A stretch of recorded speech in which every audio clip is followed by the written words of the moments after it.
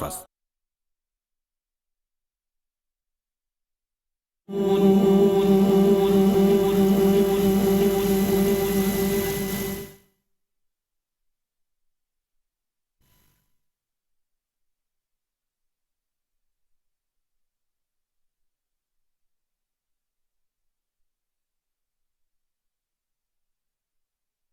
أوليس الذي خلق السماوات والأرض بقادر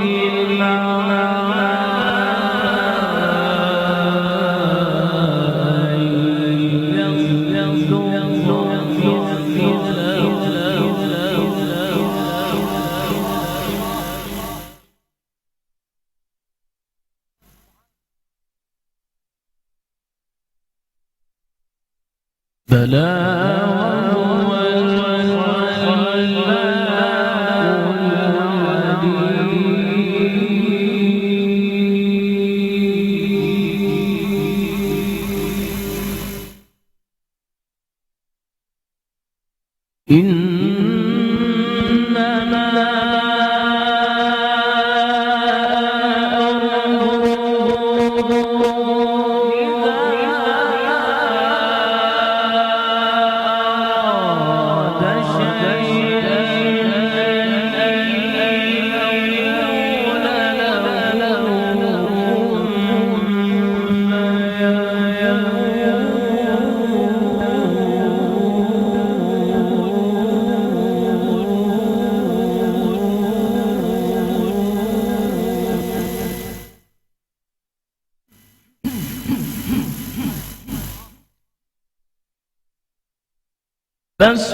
فسبحان الذي بيده ملكوت كل شيء وإليه ترجعون.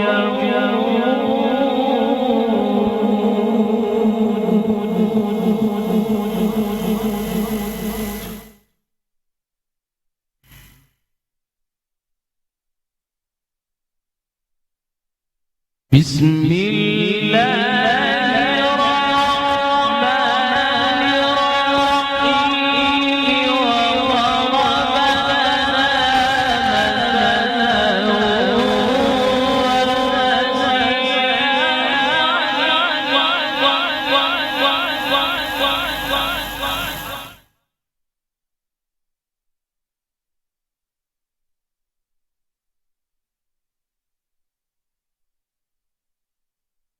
وضربنا وضرب لنا مثلا ونسي خلقه قال من يحيي العظام وهي رميم قل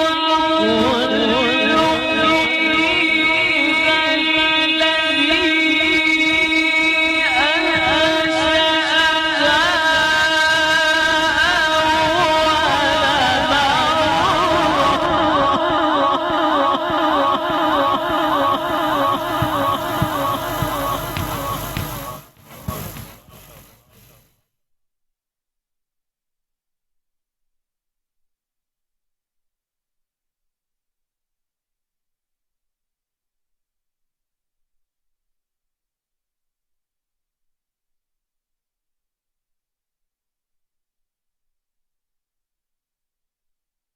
وضرب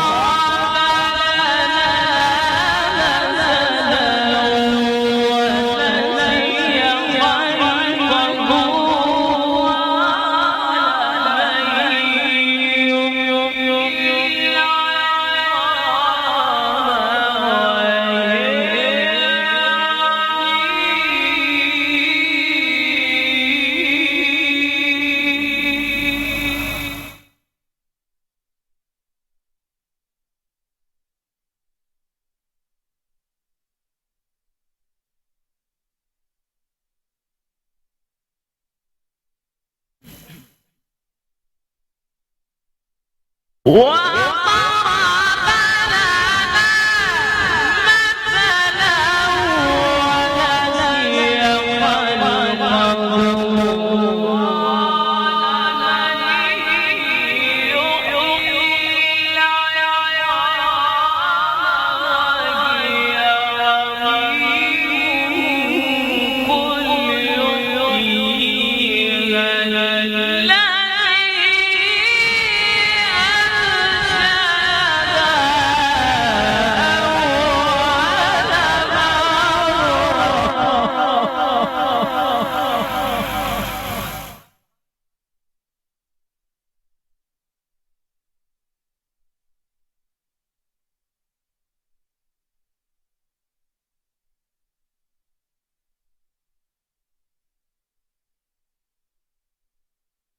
وهو بكل خلق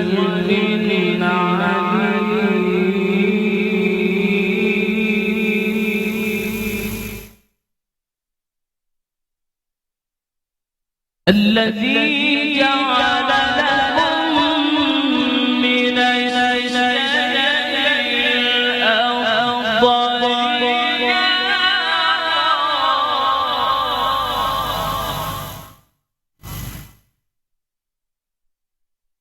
فإذا أنتم منه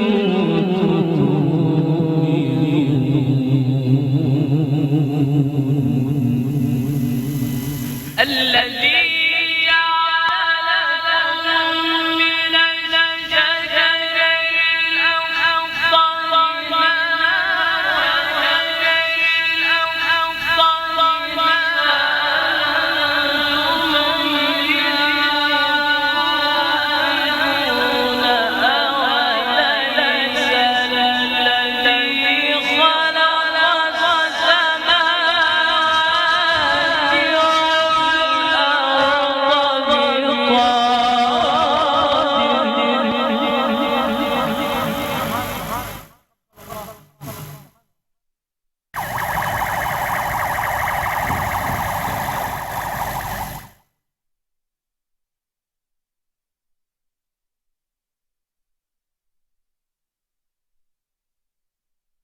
أوليس الذي خلق السماوات والأرض بقادر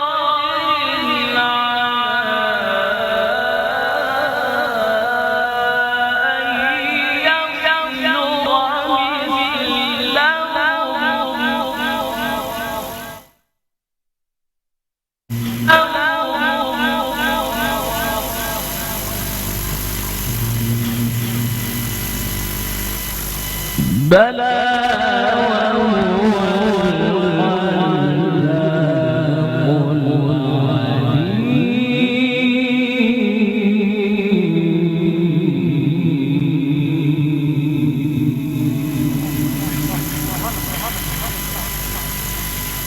العليم إنما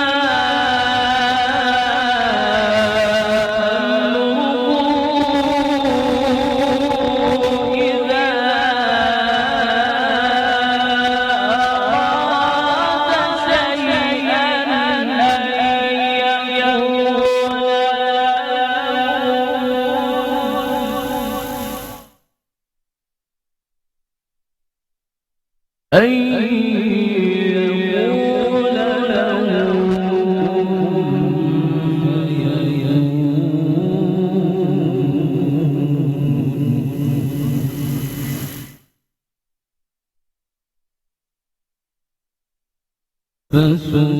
فسبحان الذي بيده ملكوت كل شيء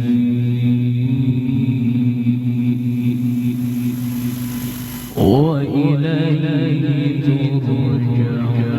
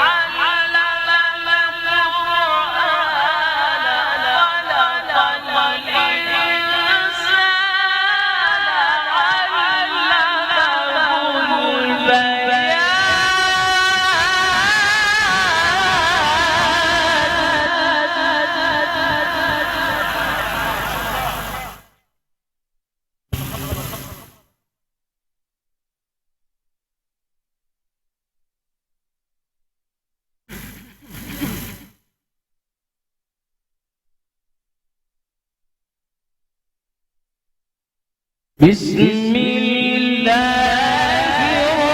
الرحمن الرحيم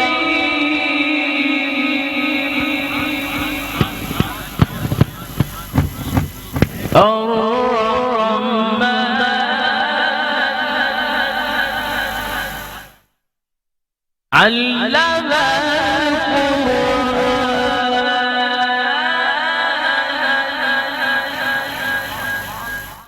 خلق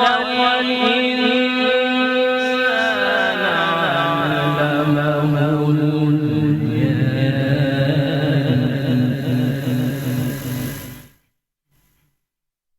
الشمس والقمر بحسبان والنجم والشجر يسجدان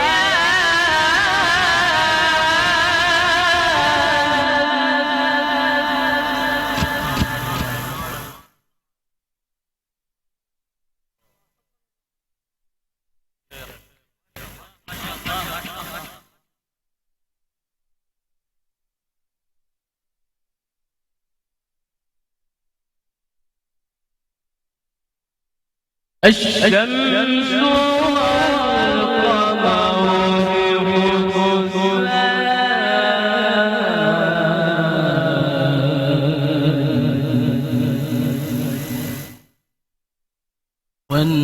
والنجم والشجر يسجدان والسماء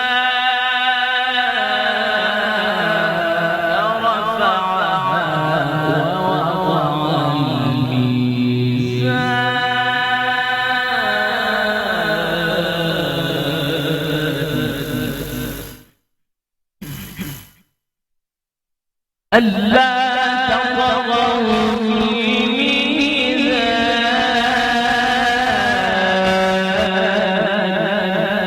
الميزان وأقيموا الوزن بالقسط ولا تخسروا الميزان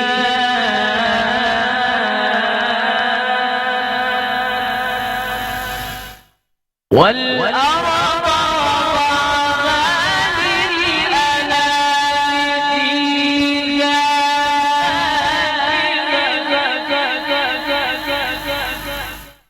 فيها فاكهة والنخل ذات الأكمام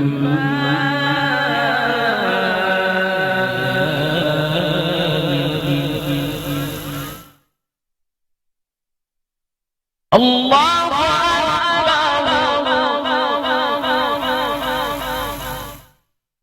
بسم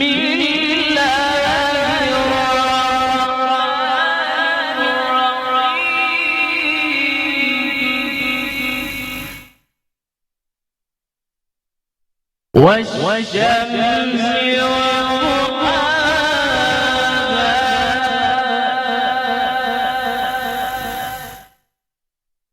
والقمر إذا تلاها والنهار إذا جلاها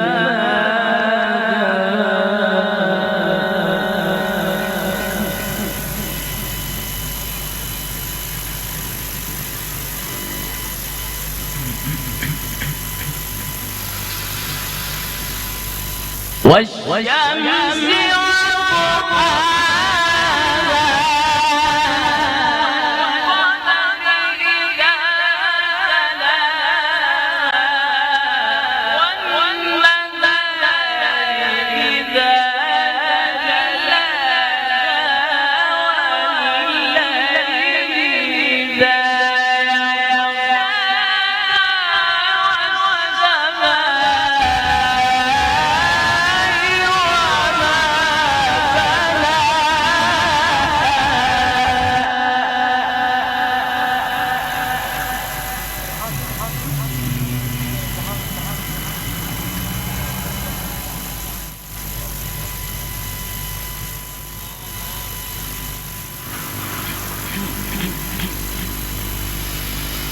والشمس وضحاها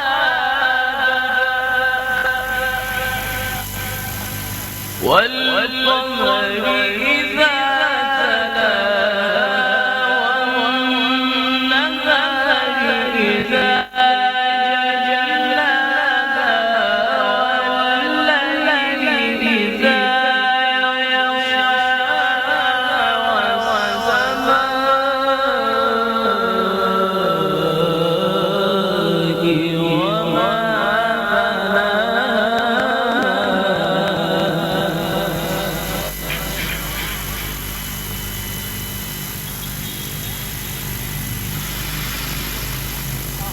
والشمس وضحاها والقمر إذا تلاها والنهار إذا جلاها والليل إذا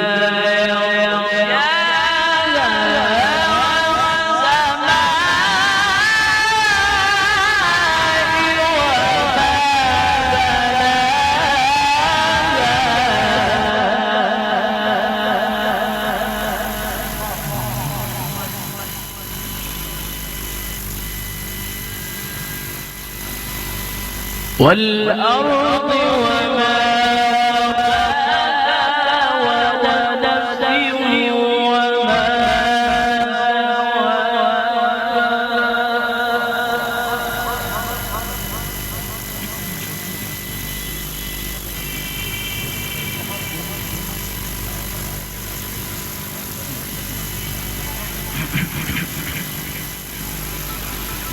والأرض وما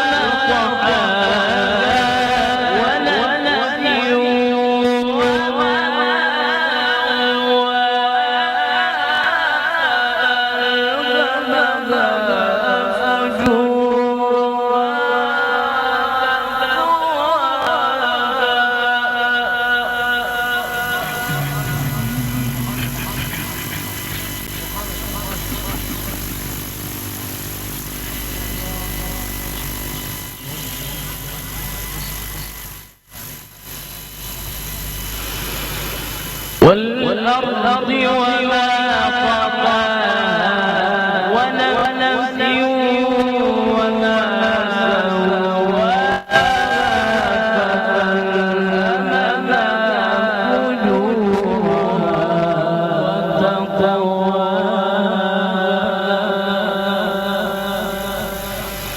قد أفلح من زكاها وقد خاب من دساها كذب ثمود بطغواها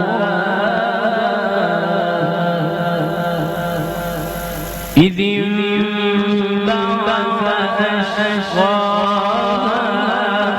فقال لهم رسول الله ناقة الله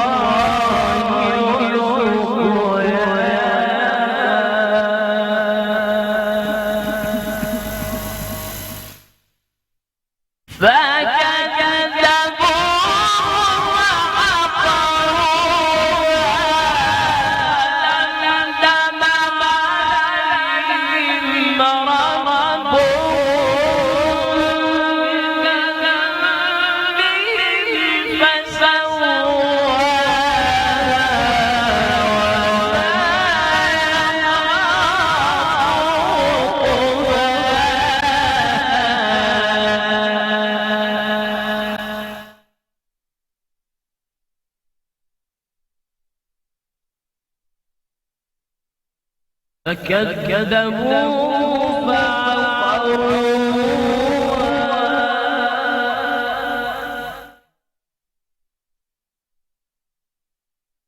فدمدم عليهم ربهم بذنبهم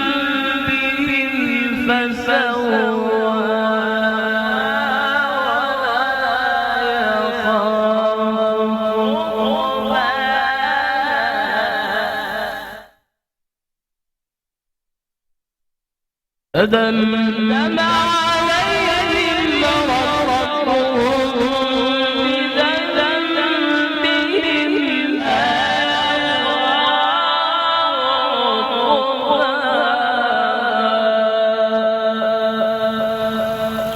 صدق الله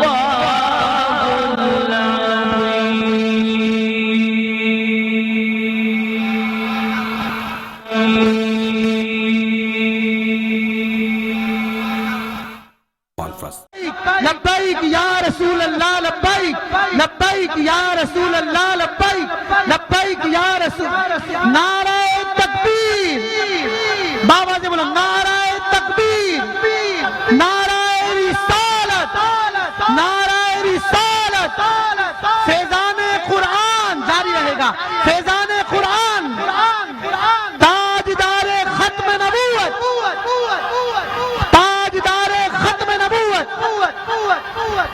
और ये भी ज़हन में रखें कि आज जो है हम खास तौर पर जामिया नूरुल कुरान ने उस्तादुल उलमा शेखुल हदीस नामूस रिसालत के सिपा सालार खत्म नबूवत अकीदा खत्म नबूवत के मुहाफिज कायदे मिल्लत इस्लामिया अमीरुल मुजाहिदीन रहमतुल्लाह अलैह के इसाले सवाब के लिए आज उनको खराज तहसीन पेश करने के लिए आज ये कुरान की महफिल है।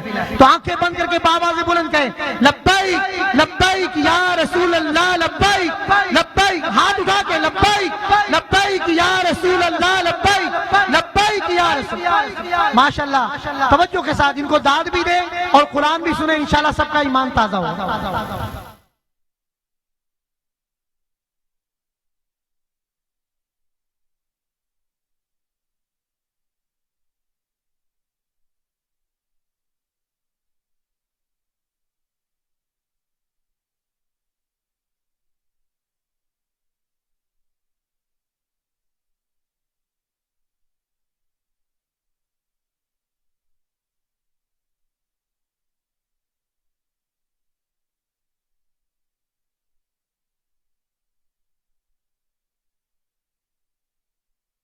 السلام عليكم ورحمة الله وبركاته.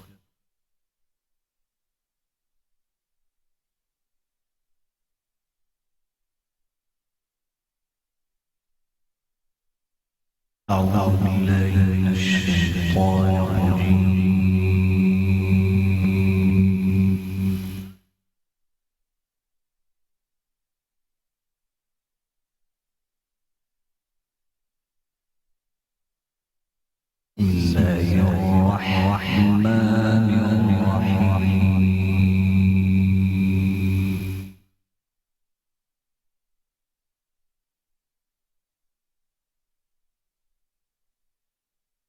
أتى أمر الله فلا تستعجلوه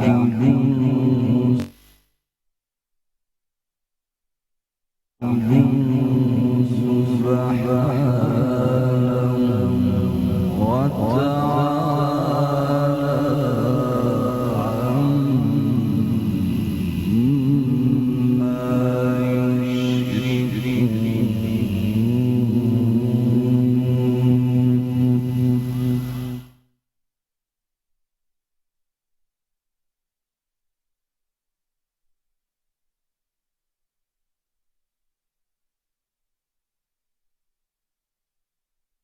ينزل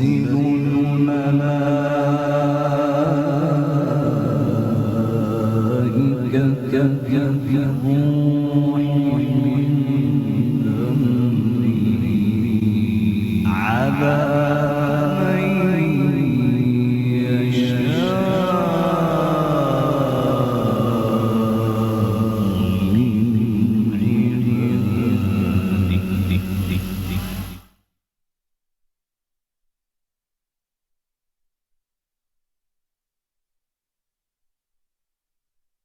على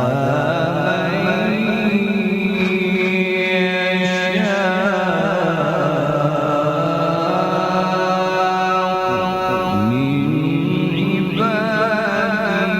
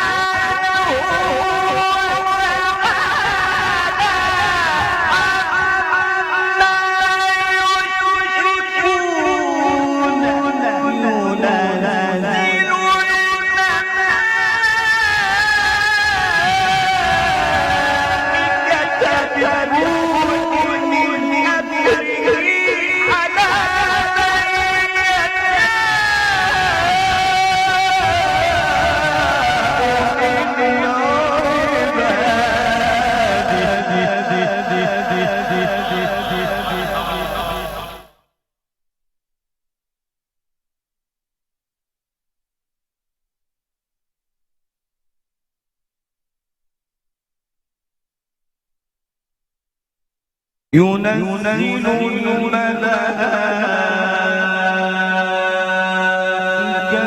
بالروح من أمره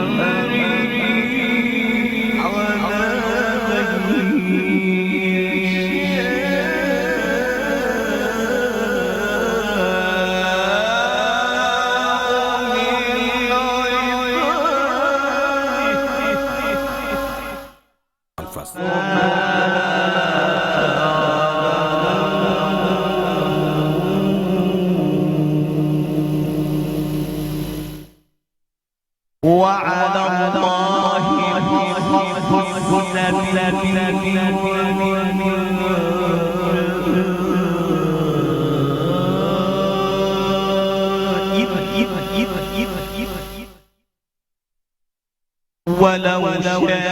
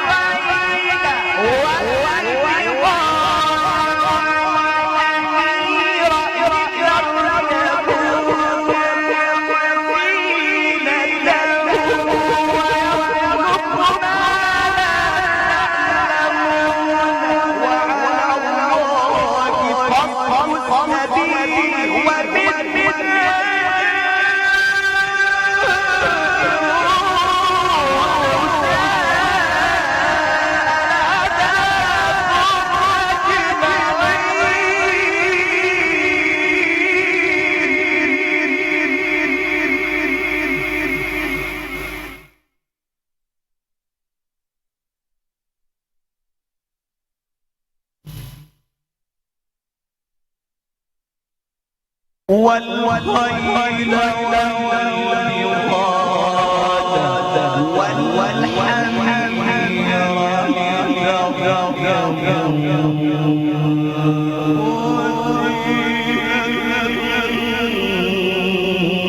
وعلى الله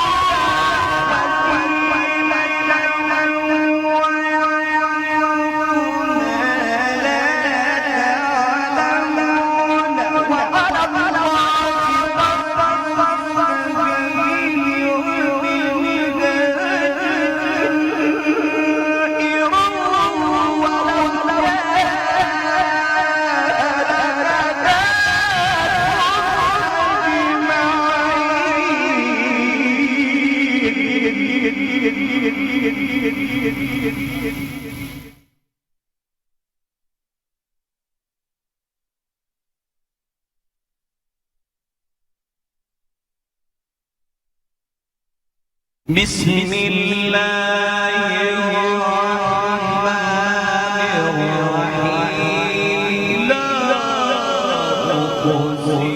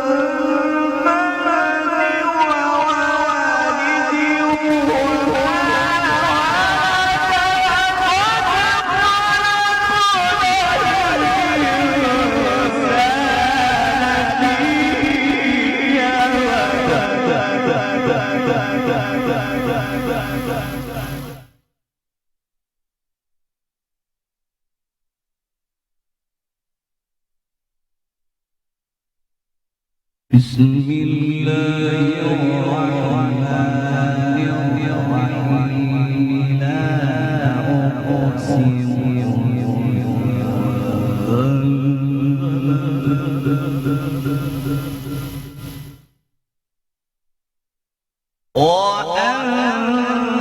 وأنت حل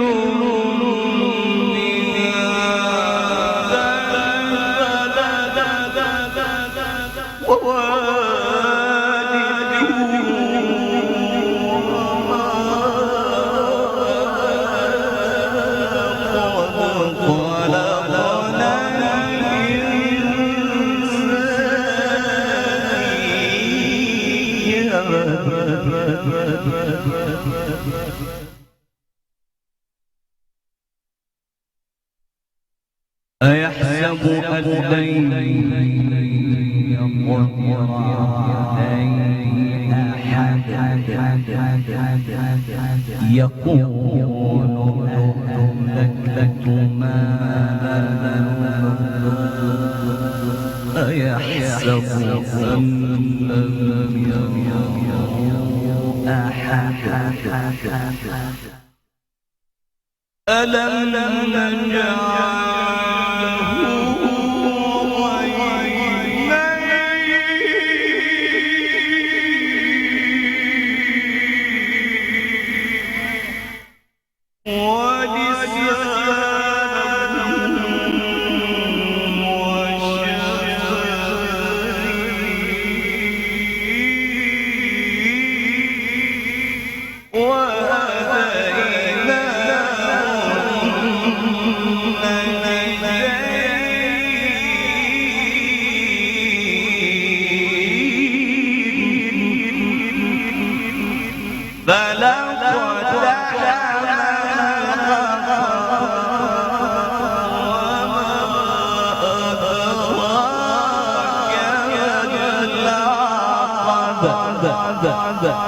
ألم نجعل له عينين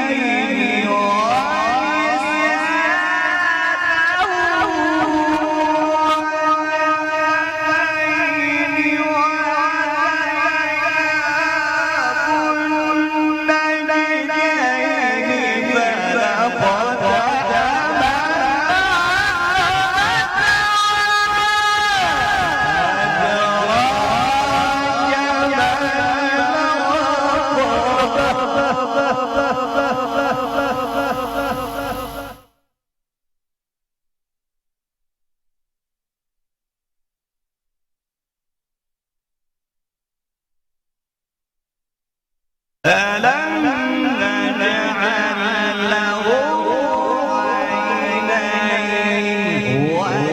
ولسانا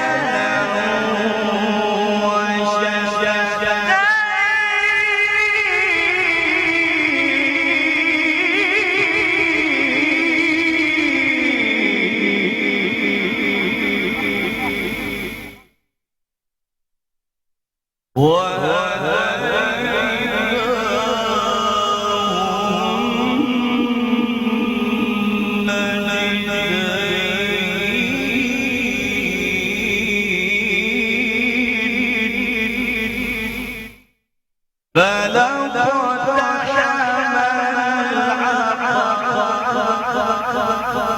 وما أدراك ما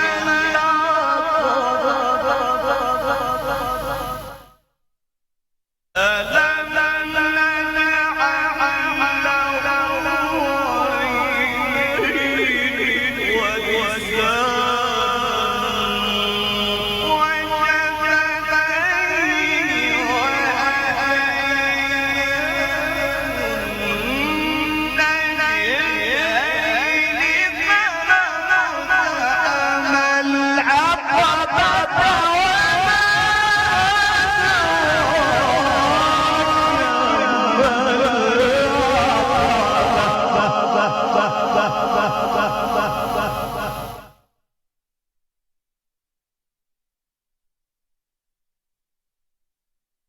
ألم نجعل له عينين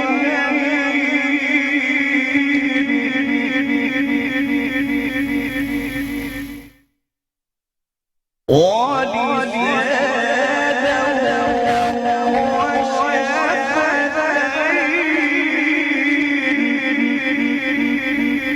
وشفتين وهديناه النجدين فلاقتحم العقبة وما أدراك ما العقبة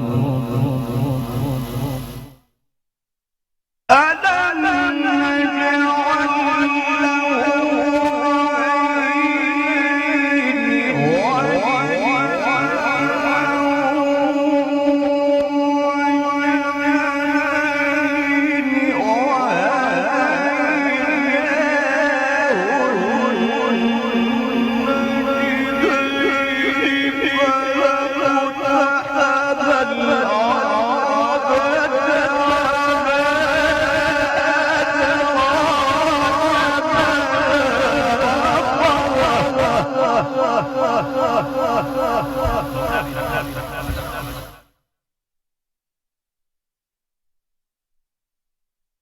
ألم نجعل له عينين ولسانا وشفتين وهديناه النجدين فلاقتحم العقبة وما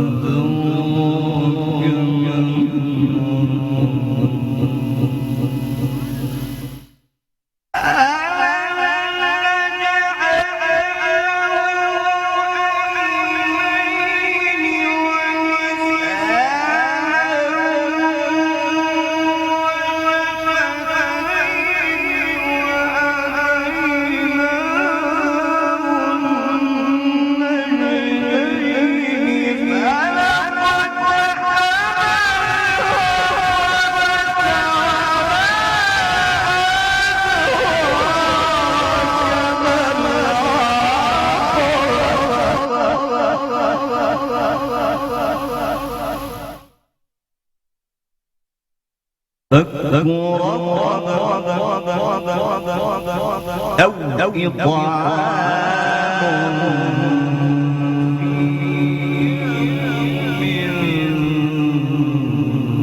ذي مسغبة يتيما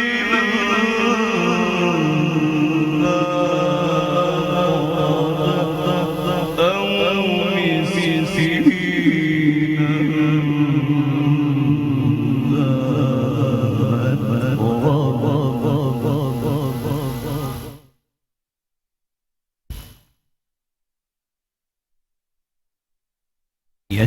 يتيما ذا مقربة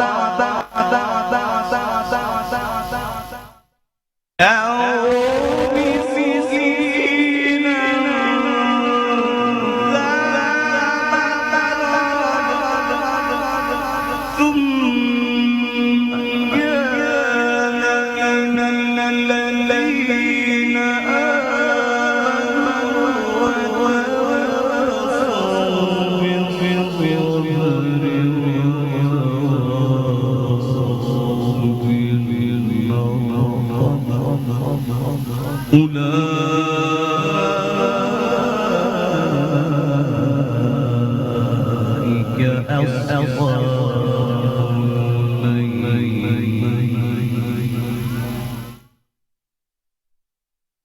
يتيما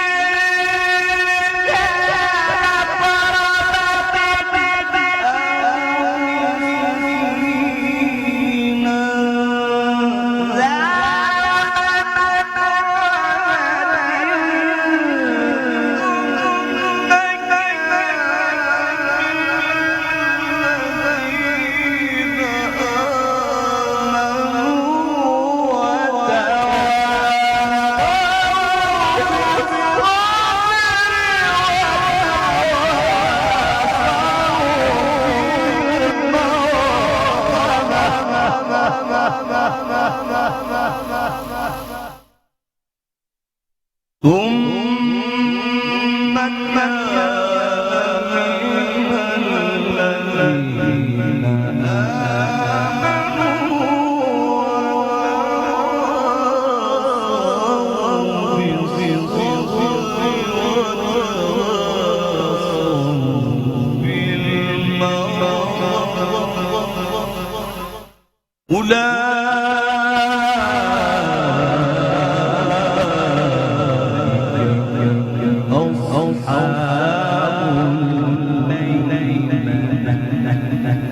صدق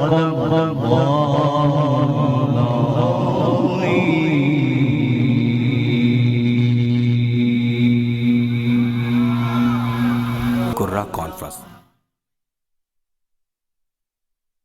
ماشاءاللہ.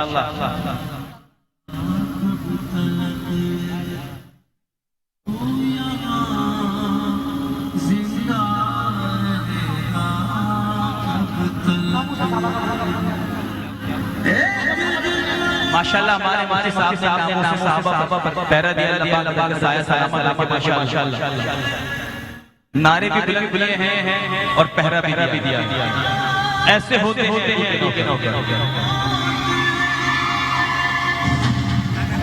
چچا جی لگانے کی دنیا نہیں ہے، یہ عبرت کی جا ہے، تماشا نہیں ہے. چچا لبیک یا رسول اللہ لبیک. قرہ کانفرنس. اور جو باغی ہے مصطفیٰ کے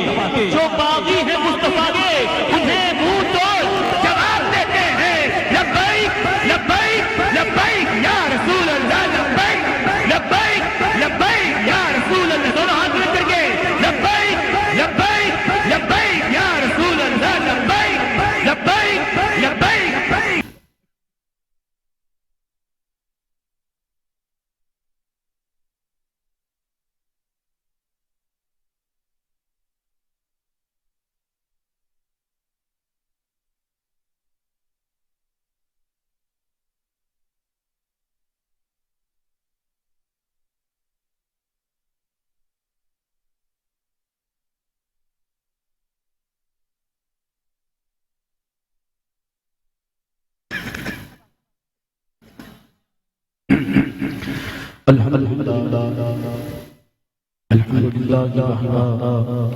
الحمد لله كفى سلام على عباده الذين اصطفى وعلى آله وأصحابه الصفا صاحب الجود والسخاء. أما بعد أعوذ بالله من الشيطان الرجيم. بسم الله الرحمن الرحيم. والضحى والليل إذا سجى صدق الله العظيم صدق رسوله النبي الكريم. ونحن على ذلك من الشاكرين والشاكرين الحمد لله رب العالمين. تمام دو صلاة تمام تسبیح سے مکاری صرف و صرف اللہ والا شجاع کی ذات کے لیے اور بے حد و سلام فخر موجودات جسگیر کائنات حضور احمد مصطفیٰ محمد مصطفیٰ صلی اللہ علیہ وسلم کے لیے اللہ رب العزت کا فضل و کرم اس کے پیار ہماری صلاۃ و سلام کرم بزم نہاد کیا گیا. اللہ تبارک و تعالی جن مقاصد کے لیے نظم سجایا اس میں شاندار کامیابی عطا فرمائے. اس کی صدارت جامعہ قرآن کے محتمم قبلہ سید محمد علی شاہ صاحب رحمۃ اللہ علیہ فرما رہے ہیں۔ انتہائی خلوص کے ساتھ انہوں نے دعوت پیش فرمائی کہ میں قائد اسلام عامر مجاہدین حضور شیخ الحدیث کی تفسیر علامہ حافظ قاضی حسن رضوی رحمۃ اللہ علیہ کو خراج عقیدت محبت کے نذرانے پیش کرنا چاہتا ہوں۔ ہم نے فرمایا جی کہ جناب نے خوبصورت بزم کا انعقاد کیا اور دیگر ممالک سے قرہ حضرات بلایا۔ ان کو میں دل کی گہرائیوں سے مبارکباد پیش کرتا ہوں اور اس عظیم مشن اور عظیم کام اور عظیم مقصد جو مجھ سے پہلے ہے نے بیان فرمایا ناموس رسالت صلی اللہ علیہ وسلم کے حوالے سے عزم کیا، اللہ کی بارگاہ میں دعا کرتا ہوں کہ اللہ تبارک و تعالیٰ اس سمیت تمام تمام مسلمانوں کو اس مسئلے پر استقامت فرمائے۔ علماء کرام فرما رہے ہیں، ہمارے مفتی شہزاد قادری صاحب ہیں، مفتی معاذ مانی صاحب ہیں، ایاسی قادری صاحب ہیں، مفتی عتیق قادری صاحب ہیں، علامہ سید قرآنی صاحب، ہمارے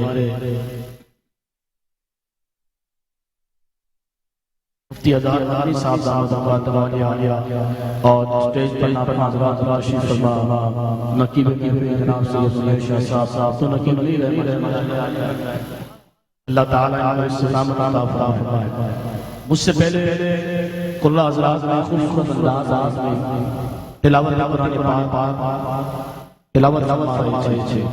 الف لام سے لے کے والناس تک اللہ تبارک و تعالیٰ نے جس چیز کی بات فرمائی محبوب علیہ السلام کی عزت و ناموس کی بات فرمائی۔ پورا قرآن کی عزت و ناموس کا بیان ہے۔ نماز 5 وقت فرض، حج سال میں 1 مرتبہ فرض، رمضان کے روزے 1 مرتبہ فرض، لیکن حضور کی عزت و ناموس پر پہرا دینا ہر سال میں فرض۔ اور یہ کسی تنظیم اور کسی تحریک کا کام نہیں، جس نے میرے آقا میرے مولا کا کلمہ پڑھ لیا اس پر یہ فرض ہے کہ عزت و ناموس کی بات کرے۔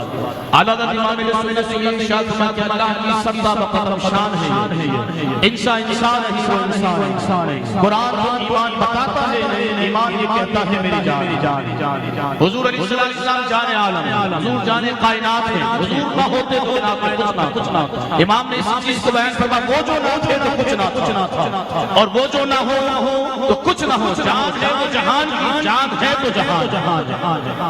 اقبال نے کہا ہونا یہ پھول تو بلبل کا ترنم بھی نہ ہو۔ یہ تو ایک مولوی کی بات مولوی ہے، اقبال مولوی نہیں تھا، اقبال یورپ سے پڑھ کر آیا تھا۔ اقبال نے کہا ہونا یہ پھول تو بلبل کا ترنم بھی نہ ہو، چمن جہاں یہ کلیوں کا تبسم بھی نہ ہو، ہونا یہ سائنس تو پھر ماں بھی نہ ہو، خون بھی نہ ہو، توحید تو دنیا میں نہ ہو، تم بھی نہ ہو۔ اقبال سے پوچھے اقبال کیوں؟ اقبال نے کہا کیونکہ خیمہ افلاک کا استادہ اسی نام سے ہے، نبض ہستی تپیش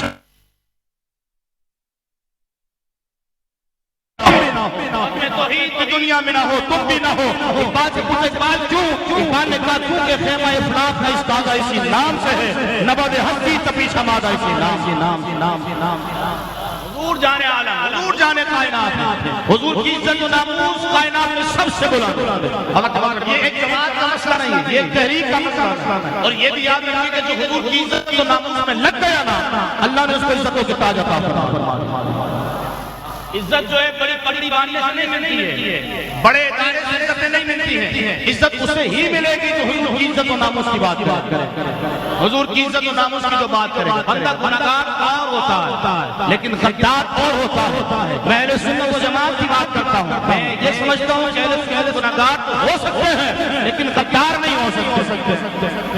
ہمیں یہ تانا دیا جاتا، توجہ، ہمیں یہ تانا دیا جاتا ہے کہ بریلوی لوگ حلوہ کھاتے ہیں، میں نے کہا بریلوی حلوہ بھی کھاتے ہیں اور جب فیض آباد کا مارکا ہوتا ہے تو بریلوی جلوہ بھی کھاتے ہیں۔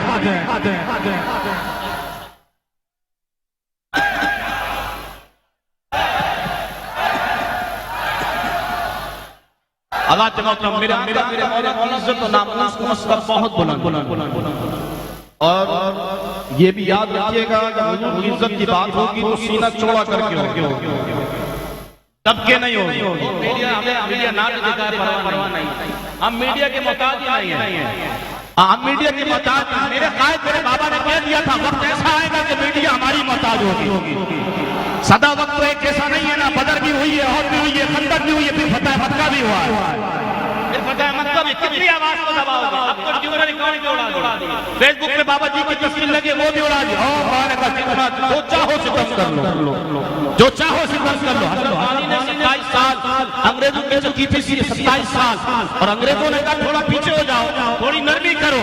حضرت علی نے جواب دیا ہے مجھ سخن جاری چکی کی مشقت بھی ایک طرفہ تماشا ہے، حسرت کی طبیعت بھی، جو چاہو ستم کر لو اور بھی کوئی کھیلو، اور ہم سے قسم لے لو جو کی ہو شکایت بھی، چاہو کہ تکبر سے بھی دب کر نہ رہا میں، آخر کس بار میں خاص کا گدا ہو۔ اب کے کسی نے نہیں رہے، یہ بابا جی نے ہمیں مشن دے دیا، یہ بابا جی نے فکر دے دی۔